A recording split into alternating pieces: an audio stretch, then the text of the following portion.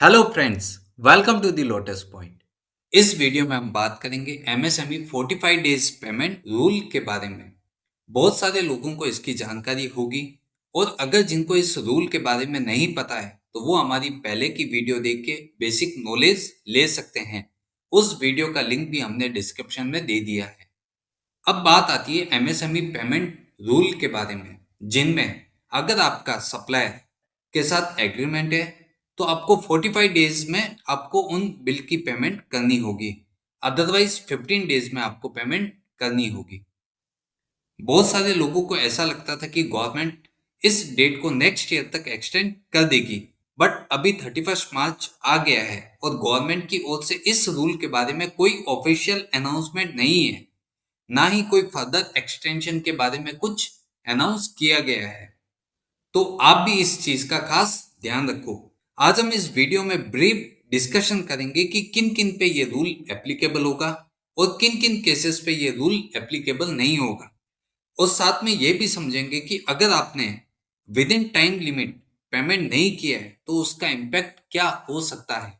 तो ये वीडियो बहुत ज़्यादा इंफॉर्मेटिव होने वाली है, जिसमें आपके सारे डाउट्स यहाँ पर हम क्लियर करने की कोशिश करेंगे। तो चलो अब हम समझते हैं एमएसएमई रूल के बारे में। Rule 43 BH। तो सबसे पहले हम ये डिस्कशन कर लेते हैं कि एमएसएमई क्या होता है और ये रूल कब से एप्लीकेबल होने वाला है। ये एमएसएमई का जो रूल है वो 1 अप्रैल 2023 से ही एप्लीकेबल होने वाला है, जिसमें दो तरह की इंडस्ट्रीज आती है। First manufacturing and second service provider. अगर किसी ने एज ए ट्रेडर एमएसएमई में रजिस्टर करवा के रखा है तो उस केस पे ये नियम लागू नहीं होगा। तो यहाँ पे आपको खास ये ध्यान रखना है कि जो मैन्युफैक्चरर है और जो सर्विस प्रोवाइडर है उन पे ही ये रूल एप्लीकेबल होता है। उसके बाद यहाँ पे भी तीन तरह की कैटेगरीज आती है। सबसे फर्स्ट आता है माइक्रो इंडस्ट्रीज, उसके बाद small industries and third medium industries. तो यहाँ पे ये ध्यान रखना है कि जो माइक्रो इंडस्ट्रीज है जिनका इन्वेस्टमेंट प्लांट एंड मशीनरी में या इक्विपमेंट में अप टू 1 करोड़ का ही रहता है और उनका जो टर्नओवर है वो भी 5 करोड़ के अंदर ही रहता है, तो वो कैटेगरी कहलाती है माइक्रो कैटेगरी। उसके बाद स्मॉल कैटेगरी में जिनका plant and machinery and equipment में इन्वेस्टमेंट अप टू 10 करोड़ से और जिनका annual turnover up to 50 crore से, तो वो स्मॉल कैटेगरी में आते हैं। उसके बाद मीडियम कैटेगरी में जिनका investment not more than 50 crore, यानी 50 करोड़ से ज्यादा नहीं होना चाहिए, और उनका जो टर्नओवर है नॉट मोर देन 250 करोड़, मतलब 250 करोड़ के ऊपर उनका टर्नओवर नहीं होना चाहिए, तो वो मीडियम कैटेगरी में आती है। एमएसएमई में तीनों ही कैटेगरीज आती है, micro small and medium. But यहाँ पे जो रूल है वो मीडियम कैटेगरी वालों पे एप्लीकेबल नहीं होता है। तो यहाँ पे दो चीज आपको ध्यान रखनी है। एज ए ट्रेडर आपने रजिस्ट्रेशन लिया है तो उस केस में ये रूल एप्लीकेबल नहीं होता है। अगर आप मीडियम कैटेगरीज में आते हैं तो आप पे ये रूल एप्लीकेबल नहीं होता है। ये दो बेसिक कंसेप्ट है जो आपको हमेशा ध्यान रखना है। तो उसके लिए आपको क्या करना है कि आप अपने जो भी सप्लायर्स हैं उनसे आपको एमएसएमई का सर्टिफिकेट मंगा लेना है, जिसपे क्लियरली मेंशन रहता है कि आप कौन सी कैटेगरी से बिलोंग करते हैं एंड कौन सी इंडस्ट्री से आप बिलोंग करते हैं। उस केस में आपको फिल्टर लगा के जितने वेंडर्स हैं उनका ही आपको पेमेंट क्लियर करना होगा। अगर कोई भी सप्लायर जो माइक्रो या स्मॉल कैटेगरी में आता है तो उसका पेमेंट आपको स्पेसिफिक टाइम लिमिट्स, सपोज आपने वेंडर्स के साथ अगर आपने एग्रीमेंट किया है जिसकी मैक्सिमम लिमिट होती है 45 डेज, अगर आपने एग्रीमेंट 30 डेज का किया है तो आपको 30 दिन के अंदर आपको पेमेंट क्लियर करना होगा। अगर आपने एग्रीमेंट 60 डेज का किया तो मैक्सिमम टाइम लिमिट यहाँ पे 45 डेज ही अलाउ की गई है। और जिन केस में आपने कोई भी एग्रीमेंट नहीं किया है उस केस में आपको 15 डेज में आपको उनका पेमेंट क्लियर करना होगा। तो यहाँ पे आपको स्पेसिफिक टाइम लिमिट में आपको उनके पेमेंट क्लियर करने होंगे, तभी आपने जो परचेज उनसे की है वो आपको इसी साल में अलाउ हो जाएगी। अदरवाइज जब भी आप उनका पेमेंट करेंगे तो उस साल में आपको वो परचेज अलाउ होगी। तो यहाँ पे ये रूल क्लियर बता रहा है कि आपको एक्चुअली में पेमेंट करना होगा, वो भी एमएसएमई के टाइम लिमिट के हिसाब से। जो भी आपका 45 डेज या 15 डेज, आपने जब तक उसको एक्चुअली परफॉर्म नहीं किया है तब तक आप उसकी डिडक्शंस नहीं ले सकते हैं। यहाँ पे एक इनकम टैक्स में एक सेक्शन थी 43B, जो ये कहती थी कि अगर आपने कोई भी प्रोविजंस या टैक्सेशन का पेमेंट 31 मार्च तक करना था बट आपने उन टैक्सेशन का पेमेंट नहीं किया है, चाहे वो टीडीएस हो, पीएफ हो, ईएसआईसी हो, जीएसटी हो, बट आपने अपना इनकम टैक्स का रिटर्न फाइल करने से पहले उन सभी पेमेंट्स को आपने अगर क्लियर कर दिया है तो वो एक्सपेंस आपको उसी साल में अलाउ हो जाते थे। उसी प्रकार एमएसएमई में क्लियरली बोला है कि आपको उन सबके पेमेंट 31 मार्च के पहले ही क्लियर करने होंगे। अगर आप इनको इनकम टैक्स रिटर्न फाइल करने तक आप क्लियर करते हैं तो वो उसी साल में अलाउ होंगे जिस साल में आपने उनका पेमेंट एक्चुअली में किया है।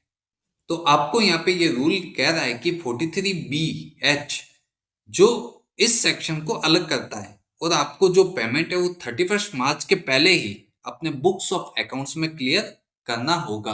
बट यहाँ पे आप एक प्रोविजन ऐसा भी कर सकते हैं जिसमें आप सभी वेंडर्स जो इस रूल में एप्लीकेबल होते हैं उनके आप चेक 31 मार्च को बना के रख सकते हैं। जैसे आपका फंड अवेलेबल हो उस हिसाब से आप उनको क्लियर करवा सकते हैं और अपनी बुक्स में उनको एज ए 31 मार्च आप क्लियर कर सकते हैं। बट ये आपके ऊपर डिपेंड करता है कि आप इनको कैसे एक्शन में लेते हैं।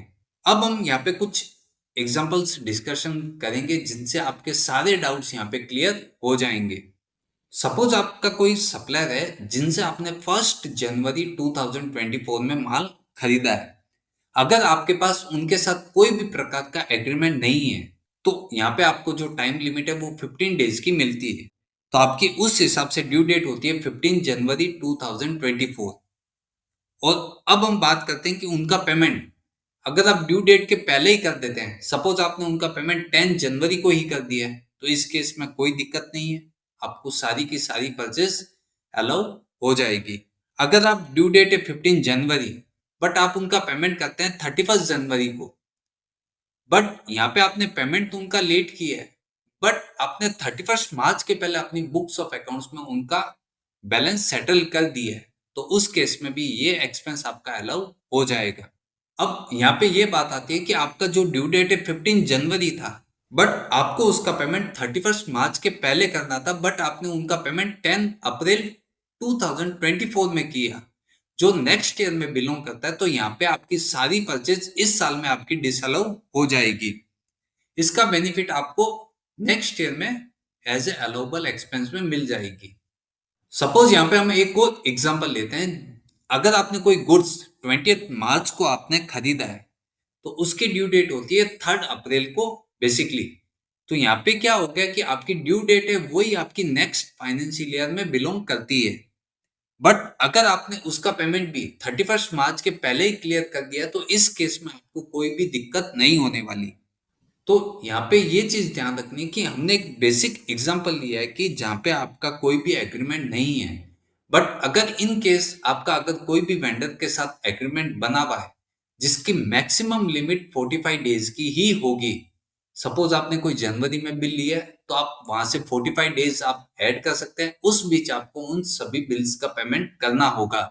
और आपको ये क्लियरली ध्यान रखना है कि अगर आपने ड्यू डेट्स के बाद पेमेंट किया है बट आपने ऑन और बिफोर 31 मार्च को अपनी बुक्स में सारे अकाउंट्स आपने क्लियर कर दिए हैं तो उन सभी परचेस को आपको इस साल में अलाउ हो जाएगा।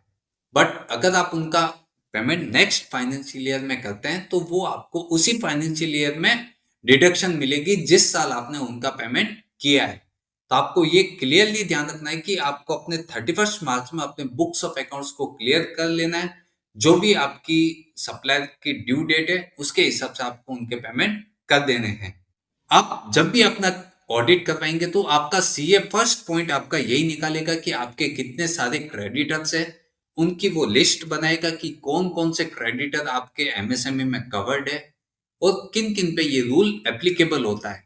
अगर आप वो चीज पहले ही कर लेते हैं और उसके हिसाब से आप उनके सारे पेमेंट क्लियर कर देते हैं तो आपको at the time of audit कोई भी प्रकार की दिक्कत नहीं होने वाली है।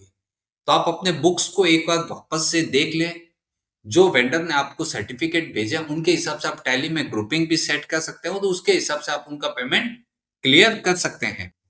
अब यहाँ पे एक सवाल आता है कि ये रूल 1 अप्रैल 2023 से इम्प्लीमेंट हुआ है। तो इस केस में क्या होगा कि आपके बहुत सारे क्रेडिटर्स या सप्लायर ऐसे होंगे जिनके ओपनिंग बैलेंसेस एक बड़ी अमाउंट में खड़े होंगे। तो उस केस में आपको उनको कुछ भी नहीं करना है। आपने जो इस साल के बिलिंग किए हैं उनको आपको 45 डेज या 15 डेज के रूल के हिसाब से उनका पेमेंट आपको क्लियर कर देना है। तो यहाँ पे क्लियरली आपको ध्यान रखना है कि उस चीज में आपको ओपनिंग बैलेंसेस को हाथ नहीं लगाना है। अगर आप उनका भी पेमेंट कर देते हैं तो अच्छी बात है, बट आप फर्स्ट प्रायोरिटी 1 अप्रैल 2023 के बाद जितने बिल्स का आपने ट्रांजेक्शन किया है उनको आप ड्यू डेट के पहले कंप्लीट करने की कोशिश करें।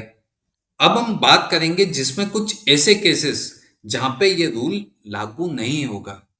ऐसे बहुत सारे केसेस हैं जिनमें आपको इनमें डरने की बिल्कुल भी जरूरत नहीं है। अगर आप अपना ITR filing under section 44 AD में करते हैं तो आपको ये रूल देखने की जरूरत नहीं है, क्योंकि डायरेक्टली 44 एडी में आप डायरेक्टली 6% या 8% अपना प्रॉफिट शो करके अपना रिटर्न फाइल कर देते हैं, जिसमें आप बुक्स ऑफ अकाउंट्स मेंटेन नहीं करते हैं। तो उस केस में आपको क्रेडिटर्स की कोई भी टाइम लिमिट देखने की जरूरत नहीं है। अगर आपका जो क्रेडिटर है वो एज ए ट्रेडर उसने रजिस्ट्रेशन लेके रखा है या फिर वो मीडियम कैटेगरी में आता है, तो उस केस में भी आपको ये रूल एप्लीकेबल नहीं होगा। थर्ड पॉइंट आता है कि अगर आपका सप्लायर जिसने एमएसएमई में रजिस्ट्रेशन ही नहीं लिया अभी तक, चाहे आपने रजिस्ट्रेशन लेके रखा है बट आपके जो सप्लायर जिनसे आपने माल खरीदा है उसने एमएसएमई में कोई भी प्रकार का रजिस्ट्रेशन नहीं लिया है, तो ये रूल उसके ऊपर भी लागू नहीं होगा। उसके बाद आता है कि अगर आपने अपने बिजनेस के लिए कोई भी फिक्स्ड एसेट्स या फिर कैपिटल गुड्स आपने खरीदे हैं, तो उस केस में भी आपको ये टाइम लिमिट देखने की जरूरत नहीं है। आप अपने बैलेंस शीट में ऐसे क्रेडिटर्स जिनसे आप फिक्स्ड एसेट्स या फिर कैपिटल गुड्स खरीदते हैं उनको आप अलग ग्रुपिंग करके भी रख सकते हैं, जिससे आपको आगे परेशानी नहीं हो। और उसके बाद जो मेन हमने आपको बताया था कि अगर आपके ओपनिंग क्रेडिटर्स है, ओपनिंग बैलेंसेस बहुत बड़ी अमाउंट में खड़े हैं, तो उस केस में आपको उनको कुछ भी करने की जरूरत नहीं है। आपने 1 अप्रैल 2023 के बाद जितने भी आपने ट्रांजेक्शन किए उन सब ट्रांजेक्शन को आपको ध्यान में रखना है और उनको आपको 31 मार्च के पहले अपनी बुक्स ऑफ अकाउंट्स में क्लियर कर लेना है। तो ये तो था बेसिक कंसेप्ट जिसमें एमएसएमई क्या है, कौन कौन सी कैटेगरीज है, कौन कौन से सप्लायर इसके अंदर रजिस्ट्रेशन लेके रखे हैं, और इसमें एक ब्रीफ डिस्कशन हमने किया है कि अगर आपने बिल्स खरीदे हैं तो उनकी एक टाइम लिमिट के अंदर आपको उनकी पेमेंट करनी होगी। अगर आप नहीं करते हैं तो उनका इम्पैक्ट आपको इनकम टैक्स में खर्चे को डिसअलाउ करना पड़ेगा। एंड सेकंड, किन किन के ऊपर ये रूल एप्लीकेबल नहीं होता है, ताकि वो रिलैक्स रहे और उस चीज में उनको कोई भी दिमाग लगाने की जरूरत नहीं है। तो यहाँ पे हमने आपके सारे डाउट्स, जिसने अगर हमारी पहली वीडियो भी नहीं देखी है तो वो भी ये वीडियो देख के समझ सकता है कि एमएसएमई क्या है, किन पे ये रूल एप्लीकेबल है और किन किन पे ये रूल एप्लीकेबल नहीं है। तो उम्मीद करता हूं कि आपको ये वीडियो अच्छी लगी होगी। इससे रिलेटेड आपके जो भी डाउट्स थे वो हमने पूरे क्लियर करने की कोशिश की है। अगर फिर भी आपको कुछ भी डाउट्स इसके रिलेटेड लगता है तो आप हमें कमेंट करके पूछ सकते हैं, हम उसका पूरा आंसर देने की कोशिश करेंगे। अगर आपको ये वीडियो अच्छी लगी हो तो इसको लाइक कीजिए, इसको अधिक से अधिक लोगों तक शेयर कीजिए ताकि वो सब इन प्रोविजन को समझ सकें और अपनी बुक्स में इसका इम्पैक्ट दे सकें। Thank you.